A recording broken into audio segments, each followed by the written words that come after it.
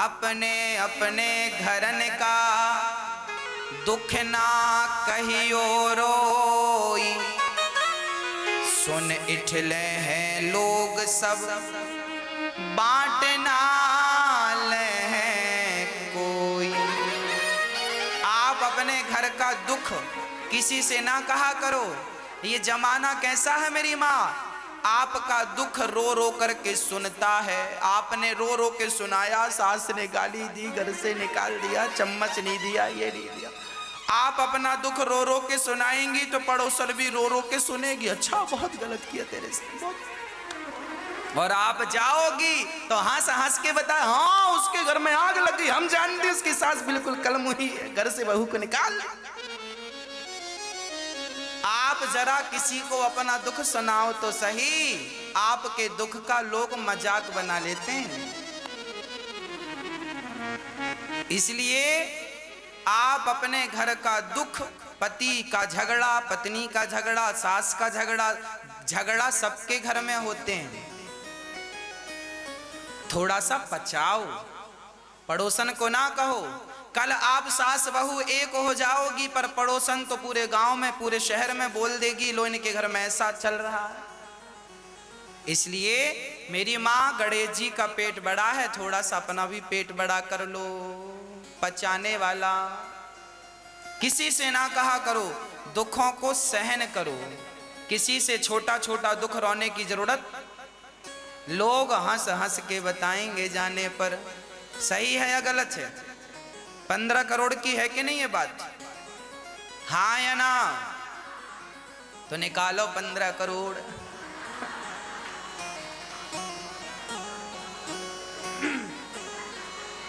बोलिए बांके बिहारी लाल की जय। जय जय श्री राधे।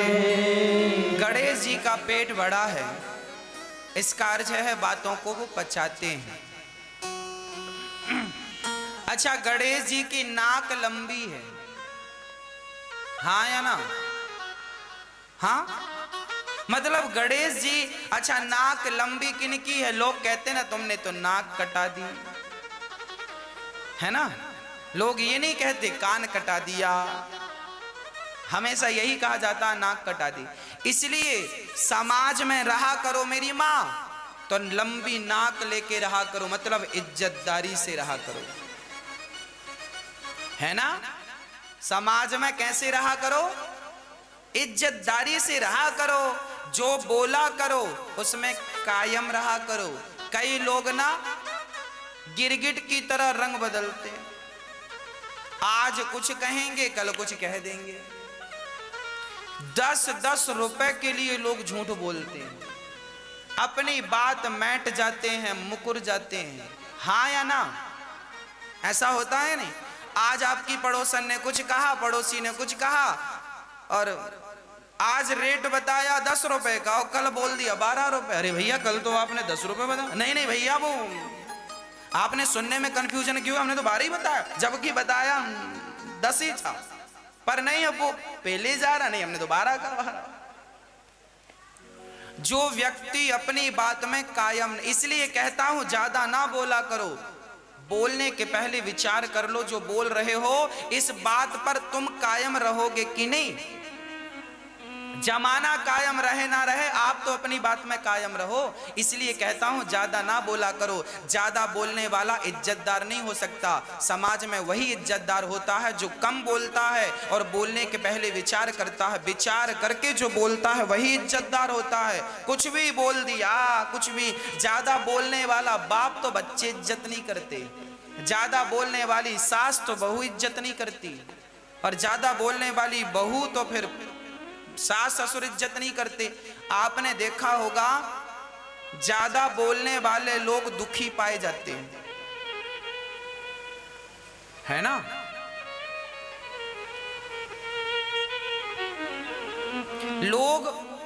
आप लोग मेरी मां अपनी कीमत बढ़ाओ। जहां जरूरत हुआ करे वहीं बोला करो। सब जगह ना चालू हो जाया करो। कहीं भी चालू हो गई FM, चालू, बंदी नहीं हो रही है, चालू चालू। कुछ लोग ऐसे ही होते हैं, एक बार चालू होते हैं बंद ही नहीं होते, बोले जा रहे हैं, नॉन स्टॉप बोले जा रहे हैं। इन्हें खुद को पता नहीं ये बोल क्या रहे हैं, पर बोल रहे हैं। बाप दादे बोलते आए हैं तो ये भी बोल रहा है। समझदारी है नहीं, बोले जा रहा है। डॉक्टर ज्यादा बोलता है कि कम? साइंटिस्ट ज्यादा बोलता है कि कम? आप सीए से मिलने जाएंगे, सीए उतना ही बोलता है जितना आप पूछते हैं, हाँ या ना? एडवोकेट उतना ही बोलता है जितना आप उसे बताते हैं या पूछते हैं। उनको पता है कि हमारी बातें बिकती हैं, हम फ्री में क्यों इन्हें अपनी बातें, अपना ज्ञान दें। सीए का ज्ञान बिकता है। एक सीए कभी 1000 रुपए, कभी 5000, कभी 10,000, कभी 50,000, लाखों रुपए अपने बताने की फीस लाखों रुपए है सीए की। डॉक्टर की हाथ पकड़ता है और बता देता है, इस हाथ पकड़ के बताने में 2 मिनट की फीस 2000, हाँ या ना? उनकी बातें बिक रही हैं और तुम एफएम की तरह बोले जा रहे हो, फोकट में बोले जा रहे हो, कोई कीमत नहीं है समाज में आपकी, फ्री में बोल रहे हैं। इसलिए कहता हूं, ज्यादा बोलोगे तो आपकी वैल्यू खत्म हो जाएगी। कुछ भी ना बोला करो, जो विचार युक्त है वही बोला करो। कुछ भी बोल देने से समाज इज्जत नहीं करता। इंजीनियर बोलता है, पैसा लेता है कि नहीं? हाँ या ना?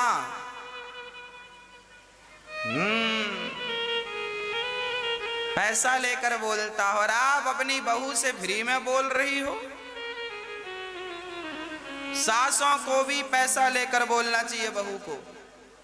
आप भी बिल्कुल कम बोला करो। सास कम बोलेगी तो बहू बादाम का हलवा खिलाएगी, और सास ज्यादा बोलेगी तो बासी रोटी देगी पापड़ की तरह, खा। बहुत बोलती है बुढ़िया, ले खा। कम बोलोगी बादाम का हलवा मिलेगा। अब आप देख लो, बादाम का हलवा खाना है, बासी रोटी खाना है, मर्जी आपकी। तो गणेश जी का पेट बड़ा है, मुंह छिपा हुआ है, कान बड़े हैं। आप लोग भी इन विषयों पर थोड़ा सा चिंतन करना, इनको आत्म मंथन करना, चरित्र में उतारना। हमारी दुर्गा मैया के कितने हाथ हैं? 8। और माता जी की सवारी क्या है? काहे पे बैठी हैं? अच्छा, माता जी शेर पे ही क्यों बैठी? और 8 हाथ का अर्थ क्या? एक सज्जन बड़े नास्तिक थे, वो भगवान को मानते नहीं थे। उन्होंने हमसे कहा, महाराज जी तुम्हारे यहाँ की स्त्रियां कैसी हैं? हमने कहा बताओ कैसी हैं? बोले तुम्हारे यहाँ स्त्रियां 8 हाथ वाली कोई स्त्री आपने देखा है? वो नास्तिक था, बोला तुम्हारी माता दुर्गा मैया 8 हाथ हैं, कोई स्त्री 8 हाथ की तुमने देखी है? बेवकूफ बना रहे हो।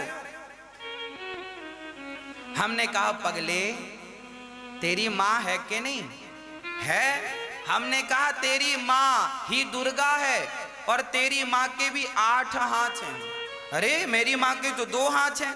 मैंने कहा ना, तूने देखने में कमी की होगी, अच्छे से देखा नहीं। अच्छे से देखना, तेरी माँ के 8 हाथ हैं। इस संसार में एक स्त्री ही ऐसी है जिसके 8 हाथ होते हैं। तो महाराज जी दिखता क्यों नहीं? हमने कहा बेटा बहुत सारी चीजें हैं जो नहीं दिखती पर होती हैं। महाराज जी समझाओ। हमने समझाया। एक स्त्री ऐसी है जो 4 रूपों में विभक्त होती है। पुरुष 4 रूपों में विभक्त नहीं होता, पर स्त्री 4 रूपों में विभक्त होती है। स्त्री का पहला रूप है मां, है ना? दूसरा रूप है पत्नी, तीसरा रूप है बेटी, चौथा रूप है बहन। 4 रूप हैं। और चारों को खड़ा करोगे तो हाथ कितने होंगे?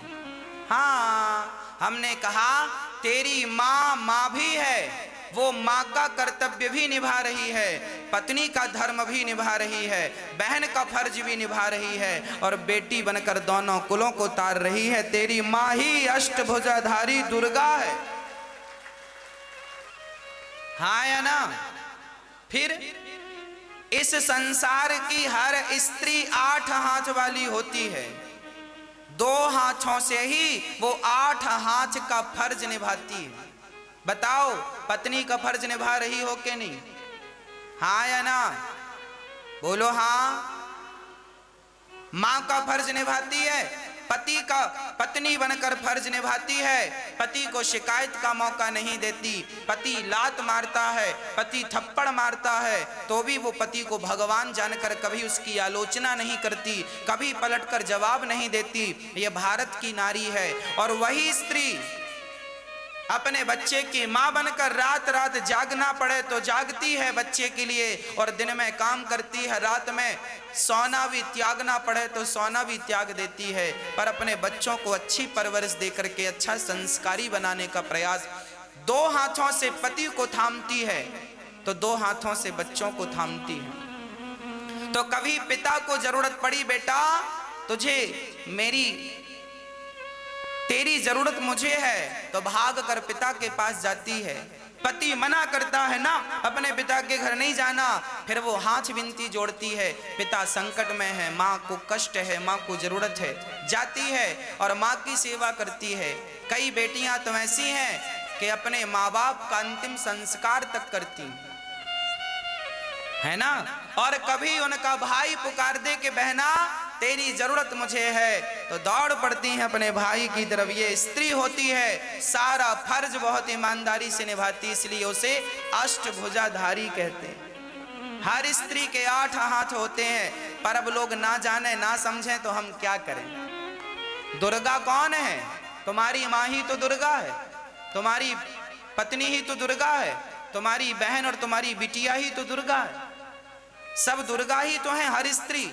पर अब तुम मिट्टी की दुर्गा तो मानते हो, पर सच्ची की दुर्गा का अपमान करते हो, हम क्या करें। माटी की प्रतिमा बनाती हो या बनाते हो, जय माता दी जय माता दी जय माता दी, फूल नैवेद्य सब चढ़ाते हो, पर सच्ची की दुर्गा तो तुम्हारी पत्नी है, सच्ची की दुर्गा तो तुम्हारी माँ है। उसकी तुम जीवन में क्या उतना, अपनी सगी माँ का क्या तुम इतना सम्मान कर पाए जितना सम्मान तुमने दुर्गा मैया का किया? क्या पूरी जिंदगी में अपनी माँ और अपनी पत्नी की इतनी इज्जत कर पाए जितनी तुमने वैष्णव देवी की? वैष्णव माता कौन है? अरे तुम्हारी अपनी मम्मी, तुम्हारी माँ ही वैष्णव माता है। पर कौन समझाए ये बातें, किसको समझाएं हम? सबको माटी की मूर्ति चाहिए, सच्ची की मूर्ति को ठुकराते हैं। बेटों ने हाथ पकड़ के माओ को, सच्ची मूर्तियों को निकाल दिया और माटी की घर पे रखी है पूजा। जय माता दी जय माता दी जय, ओम जय अम्बे गौरी। और सच्ची की अम्बे गौरी जो थी हंसने बोलने वाली, उसको हाथ पकड़ के निकाल दिया। अब कौन समझाए, किसे समझाए और कैसे समझाएं? तो स्त्री, जिस व्यक्ति ने इंसान में भगवान को ना देखा, वो पत्थर में भगवान को क्या देखेगा? बताओ। जब तुमने अपनी सगी मां पर, जन्मदात्री पर, नवरात्रि आप नव दुर्गा आती हैं तो क्या लिखा है? प्रथमम शैलपुत्री च द्वितीयम ब्रह्मचारिणी तृतीयम चंद्र घंटेति कूष्मांडेति चतुर्थकम। प्रथमम शैलपुत्री, पार्वती माता पहली है ना। वही पार्वती माता ब्रह्मचारिणी के रूप में है। वही दुर्गा माँ कौन है? हमारी राधा रानी दुर्गा है, हमारी सीता माँ दुर्गा है, पार्वती दुर्गा है। यह जो शक्ति है मेरी माँ, आज स्पष्ट कर दूं, परमात्मा एक ही है। चाहे उसे आप राम कह दो, कृष्ण कह दो, नारायण कह दो, वामन कह दो, नरसिंह कह दो, कुछ भी कह दो, एक शंकर कह दो, ब्रह्मा कह दो, ब्रह्मा कहो, शंकर कहो, राम कहो, कृष्ण कहो, नारायण, सब एक है। और ये जो शक्तियां हैं, चाहे आप राधा कह दो, सीता कह दो, पार्वती कह दो, सरस्वती कह दो, अन्नपूर्णा कह दो, दुर्गा कह दो, चंडी कह दो, भद्रकाली कह दो, चामुंडा कह दो, और चाहे आप ज्वाला माता कह दो, कुछ भी जो आए मन में, जो भी हमारी 52 शक्ति पीठ हैं, कोई भी नाम से पुकारो, वह एक ही इतने नामों से विभक्त हैं, एक ही है वो, और वही एक तुम्हारी मां भी है। इसलिए दुर्गा मैया 8 हाथ लिए खड़ी हैं। अच्छा, 8 हाथ का एक और संकेत है। हमारे भारत में वर्ण कितने हैं? कितने वर्ण हैं? 4, ब्राह्मण, क्षत्रिय, वैश्य और शूद्र। दुर्गा मैया सबकी माता है। दुर्गा ब्राह्मणों की भी माता है, क्षत्रिय की भी माता है, वैश्य की भी माता है और शूद्र की भी माता है। मानो दुर्गा माता ये कहती है कि मैं तुम सबकी माता हूं, तुम चारों जिस दिन एक हो जाओगे तो शेर की सवारी कर पाओगे, जैसे मैं शेर की सवारी कर रही हूं। पर तुम चारों एक बनो तो आज हमारे भारत में विडंबना क्या है? अंग्रेज आए, मुगल आए, क्या किया इन्होंने? हम लोगों को लड़ाया, फूट डालो, शासन करो। ब्राह्मण क्षत्रिय से, क्षत्रिय वैश्य से, वैश्य शूद्र से आपस में ही लड़ते रहे, मरते रहे, और वो 200 साल तक उन्होंने राज्य किया। हमारे झगड़ने का फायदा किसने उठाया? अंग्रेजों ने, मुगलों ने लड़ाया और राज्य किया। हम लड़ते रहे, और दुर्गा मैया कहती हैं बेटा तुम एक हो जाओगे तो तुम्हारे 8 हाथ, अरे तुम्हारे 2 हाथ हैं तो ज्यादा शक्तिवान हो कि 8 होंगे तो ज्यादा होगे? हाँ, जब तुम चारों वर्ण एक हो जाओगे, मिलकर एक बन जाओगे। एक लकड़ी कोई भी तोड़ सकता है, पर लकड़ी का गट्ठा कोई तोड़ नहीं सकता। जब तुम चारों मिल जाओगे तो तुम्हारी तरफ कोई उंगली उठा नहीं सकता, तुम्हारी तरफ कोई आंख उठाकर देख नहीं सकता। संपूर्ण भारत एक हो जाए। एक होने के लिए दुर्गा मैया 8 हाथ लेके आती हैं, पर कोई समझता ही नहीं इन बातों को। ये गूढ़ रहस्य है। दुर्गा मैया शेर पर क्यों बैठी हैं? तुम चारों एक हो जाओगे तो शेर की सवारी कर पाओगे, इसलिए शेर पर बैठी हैं। शेर को भी अपना गुलाम बना लोगे, तुम शेर को गुलाम बना सकते हो, पर एक नहीं हुए तो अंग्रेजों ने तुम्हें गुलाम बना लिया, मुगलों ने तुम्हें गुलाम बना। जबकि तुम एक हो जाते तो तुम शेर को, और क्या मजाल थी उन अंग्रेजों की कि तुम्हें गुलाम बनाते? तुम एक तो होते, पर हमें तो लड़ना है आपस में। और सुनो आगे, सरस्वती माता का वाहन कौन सा है मेरी माँ? सरस्वती माँ का वाहन क्या है? मैया आप बताओ क्या है? क्या मैया? हाँ बताओ। हाँ पूछ लो, पड़ोसन से पूछो। क्या